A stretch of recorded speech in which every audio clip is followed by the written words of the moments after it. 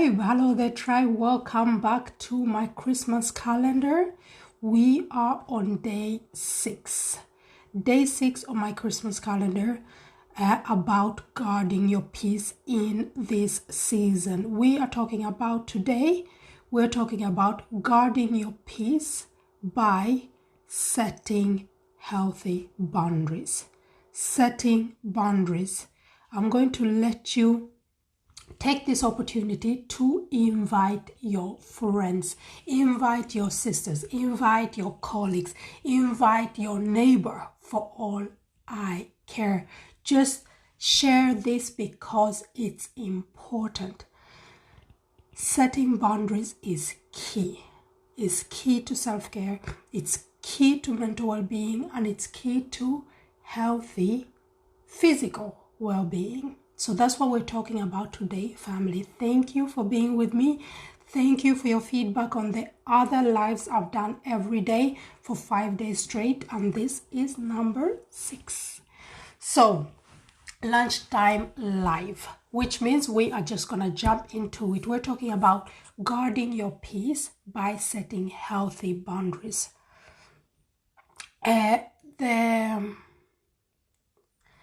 The consequences of setting healthy boundaries is often included in... the consequences of not setting healthy boundaries is included in stress. It's included in financial burden, wasted time, relationship issues, and an overall mental distress.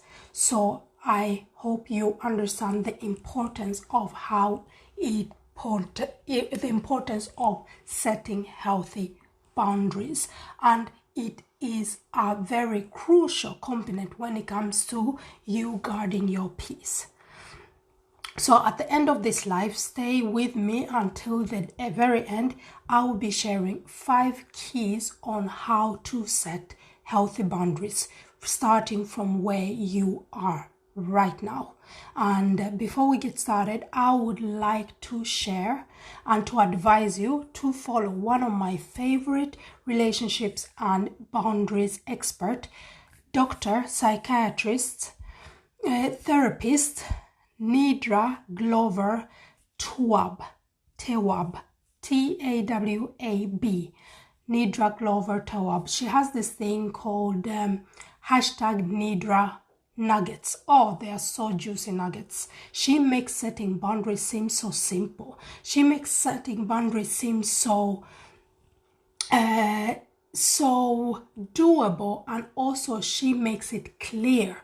She can talk about everything from childhood trauma that you're carrying, problems in your relationships, problems at your workplace, problems with your children, and she can help you set boundaries for you, but also understand from the other person's perspective. Therapist Nidra Glover Tawwab. Check her out. Follow her here on Instagram. She is mwah. Thank you for the work you do, Nidra. Let's get into it. So, setting boundaries is important because it also helps you establish your identity. It does. It really does. By respecting your body, by respecting your emotions, by communicating this, it will help you develop, take form of your identity. And it's a crucial aspect of mental health and well-being. So we're not joking around, sis. We are not joking around. You're going to learn today to set healthy boundaries, because setting healthy boundaries can absolutely help you guard your peace, but it has also other benefits, such as that it will help you get good or even better your mental well-being. It will help you influence others on how to behave towards you, but also how to behave between them and others. So you can become a good influence on others by practicing and executing good boundaries. Other benefits is that it will give you good emotional health. Who doesn't want that? This is what we're talking about. Hi Hamza, nice to have you here. We're talking about healthy boundaries. It's crucial, and one of the benefits is that it will give you good emotional health. It will help you avoid burnout. As a survivor of burnout, believe me, you don't want to have it. You don't want to experience this. You don't want anybody that you care about, or anybody, period, to experience it. And it will help you develop your I'm so sorry. It will help you develop your identity. So, healthy boundaries is key, family. It's key. So, we continue. It's at the start of this live, I said that it's a crucial component in self-care. Why is that? Because most of the times, most of frustration that we carry around, most of internal stress and mental distress is based on failed expectations, unfulfilled boundaries, but also uncommunicated boundaries. And what does that do? Yes, it affects your self-care. It affects your emotional well-being. So setting boundaries can be it's often very psychological and emotional, but it can also be physical. For instance, how you can set boundaries with a co-worker on when it comes to physical attention and physicality, basically. Remember Me Too? Somebody didn't get the memo about healthy boundaries in all of those situations. So we continue. Remember, I promised you that I'll be giving you 5 keys in how to start to set healthy boundaries. So let's get started. The first one in general, how to set healthy boundaries is, first and foremost, figure out what you want from your various relationship. Set boundaries based on that. What do you want from your relationships? For instance, if it's a co-worker, if it's your siblings, if it's your friends, setting boundaries can be done in all relationships and all aspects of your life. Don't think because you're together with somebody or this is my sibling, it's okay. No. They all need boundaries for you to feel comfortable, for you to have healthy emotional health, and for you also to nurture your relationships, because they're based on respect. Setting boundaries, healthy boundaries, are also a form of respect, mutual respect. By others following your boundaries is their respect for you, and for you actually living through and going through your holding your boundaries. And don't be double moral towards your own boundaries. You're also showing respect. You're keeping your end of the deal. So the first thing when it comes to the first key is figure out what you want from your various relationships and set boundaries based on that. Then be clear with yourself and with others about those boundaries. There's no use for you to set boundaries and you don't communicate them.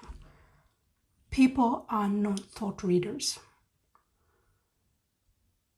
That's key number 1. Key number 2 is you can't set boundaries without consequences. Yes, sis, I'm coming for you today. You can't set boundaries without consequences, and also by being very explicitly state and clear about those consequences with it. And remember, like I always say, you don't need to be rude, you don't need to be disrespectful, you just need to be clear. So when you set boundaries, for instance, ladies, You know, when you say, oh, let's meet at that time. If you don't come at that time, I will leave. Somebody comes 10 minutes late over your set appointment. You're still standing there and you're pissed. You're annoyed. And the whole vibe, the whole energy changes. If you say we'll meet at 2, if you're not there at 2, I have to go because I have a very tight schedule. Keep to that. Leave at 2. Don't set consequences that you don't fall through. Keep your consequences. Show that people, if they don't follow your boundaries, there's going to be some consequences. That's just how it is. And slowly but surely, you see how people start respecting your boundaries. Step number 3, or key number 3 on setting healthy boundaries. Examine the boundaries that you already have or that are lacking maybe in your life. But if you already have some, mostly in our personal lives and our personal relationships, we can have some boundaries that actually are working. So start from those ones and be inspired in how you can implement the same kind of firmness when it comes to setting boundaries outside your personal relationship. For instance, with your co-worker. Decide what type of boundaries you want to set with your friends and your co-workers. And you also get motivated because you already know that, oh, I have this in my personal relationship and that works. So that means if I'm just as firm with my co-workers, it will also go well because it will. It's about starting and it's about being clear. And key number 4 is to be at ease with yourself, that you can simply say no without over-explaining. Because over-explaining is almost like disagreeing with yourself. It's almost like you're looking for approval for your boundary. You don't need approval for your boundaries. If you set a boundary, people will either respect it or not. But that's on them. You have to respect it. So if you choose to say, no, I can't come to that thing, or no, I'm not capable to come on that meeting, just be firm about it and maybe come with a suggestion. Can we reschedule? And move on. Don't make a thing out of it. Don't over-explain. Because remember, as a grown-up, even children, we have the right to determine what we want and what we don't want to do or be part of. So be firm about it. And this was hard for me in the beginning. When I realized, recovering from a burnout 6 years ago, I had to learn to set boundaries. But first and foremost, I had to set boundaries with myself. And I had to see them through. This is my big sister that told me this. She said, Miriam, if you are late, if you can't make a meeting, you don't need to explain yourself for anybody. Reschedule if you can, or just say, for instance, you know what, I can't meet up, I'm sorry. I'll get back to you when I feel better. I'll get back to you when things get clear. Done. You don't say, oh, I can't meet up because this happened and you'll never understand what happened, and I'm so sorry, but life is just... No. Don't over-explain. Setting boundaries is about also doing it with confidence. And if you don't have that confidence in the beginning, start little by little. Remember when I said that there is magic in the silence? Set a boundary and just zip it. Zip it and see how you get met with it. But you have to see it through. Number 5 of setting healthy boundaries. This is the last one.